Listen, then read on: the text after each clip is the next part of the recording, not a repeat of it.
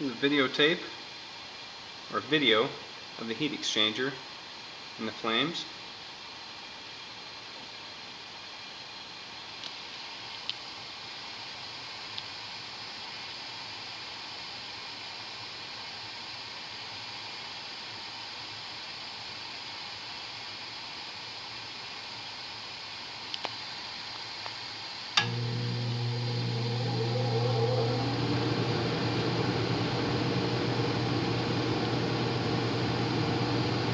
A change in the flame could very possibly indicate a problem with the heat exchanger.